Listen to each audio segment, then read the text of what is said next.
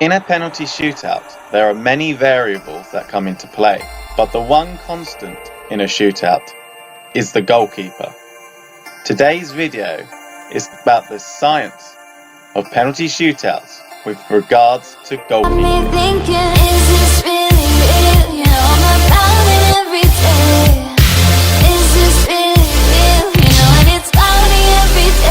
Before we start the video, if you want to see any more content similar to this, I would recommend subscribing to the channel.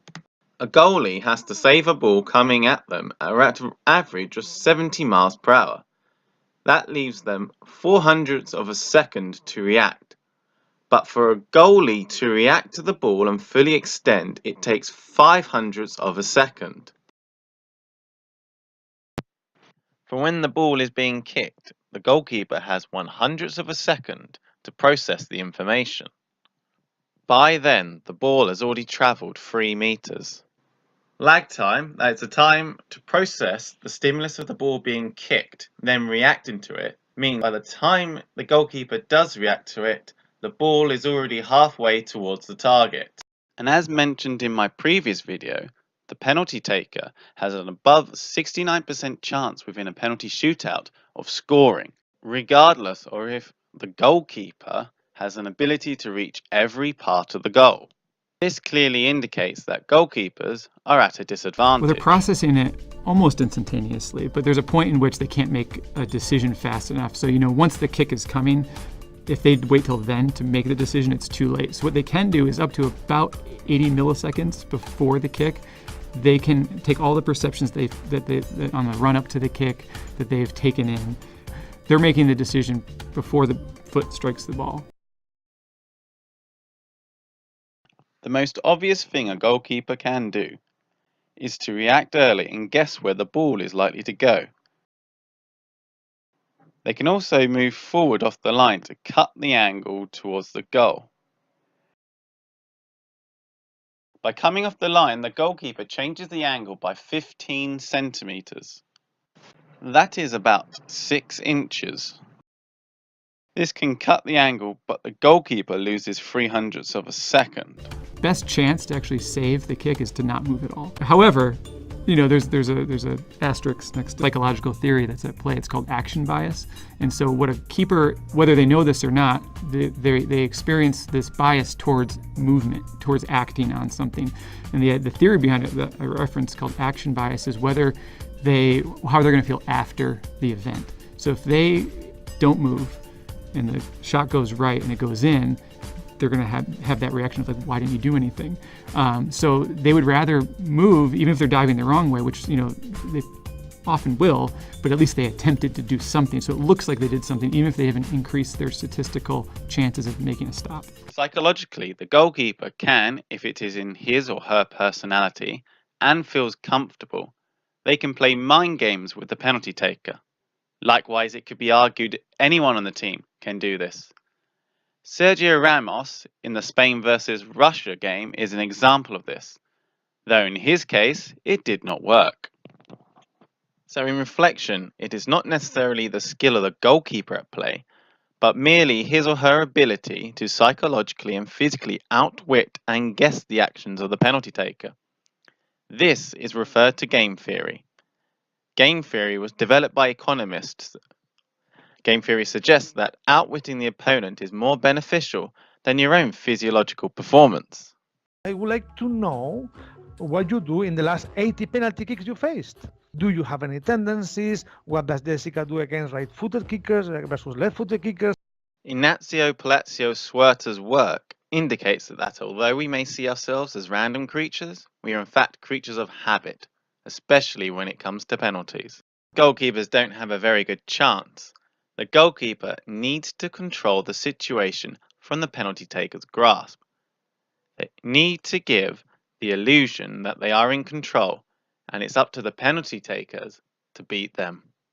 Talking of illusions, there are subtle ways the keeper can go all Houdini on the penalty taker's arm. Penalty shootout is a really interesting, multi-dimensional environment because it's the interaction between the body and the brain, and particularly the eyes, what the eyes are actually seeing. Because what the eyes see, the brain then computes and then translates that to a physical response. And it's really a fight or flight mechanism, because it's fear that fundamentally drives it. What we see is things like an increase in release of adrenaline, this hormone which is actually getting us ready, an increase in heart rate, which can rise really quite dramatically from resting levels around, in athletes, around 60 to over 100 without doing any activity at all. Breathing rate starts to rise. Blood pressure, the arteries in the body start to squeeze down and blood pressure starts to rise. And all of these things are positive in response to stress if they are well controlled. Away from football, Witt et al. 2012 demonstrated the effect of visual illusions can have on golf putting, projecting an array of larger circles or smaller circles around the hole to create the Ebbinghaus illusion that the hole circumference was smaller or larger than in real life. Poorer performance was shown when the hole target was perceived to be smaller. Goalkeepers who adopt a wide position often look taller and bigger to the penalty taker. This can enhance the perception of reputation at penalty taking.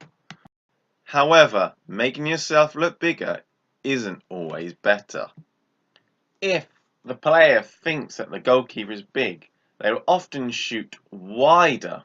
If the goalkeeper adopts a V position with the arms down, making themselves seem smaller, the penalty taker will often kick it closer to the goalkeeper. This is known as the Müller-Lyer effect.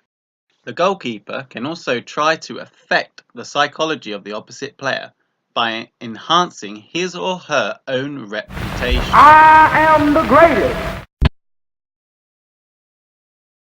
However, you don't need to be brash in order to affect the reputation. If a goalkeeper was successful in saving a penalty, this can affect the mindset of the following penalty takers. The tendency when you're anxious to really start fixing on the goalkeeper, and that can put you off from your pre-programmed strategy to kick the ball where you intended to. Although goalkeepers are under pressure themselves, saving a penalty can help increase their self-confidence while reducing the opposing team's confidence. The goalkeeper should use written cues in order to figure out what the penalty taker is likely to do. Often, this information has been researched years in advance. Roughly, anything shot between torso height within the diving envelope is considered easier to save. Goalkeepers will often look at subtle clues, i.e. they look at the face, the hips, the way the foot is angled when about to striking the ball. A straight run-up could indicate that a penalty kicker is more likely to opting for power over precision, and vice versa for an overtly heavily angled run-up. A run-up that is greater than 50 degrees. With this technique, they are also more likely to shoot towards their open side, i.e. a right-footed player shooting to his right-hand side. However, penalty takers can use this as a ruse to trick the goalkeeper. When diving, do not hesitate. If you do, it will be too late. Take a big stride in the direction where you think the ball will go, as this will enable you to cover more ground. Goalkeepers will often subconsciously or consciously stand off centre to the direction where they think the ball will go in order to make a save. There has been instances, especially from other sports, where goalkeepers will stand off centre deliberately, leaving a larger gap to entice the shooter to shoot in that direction. And finally, flail the leg.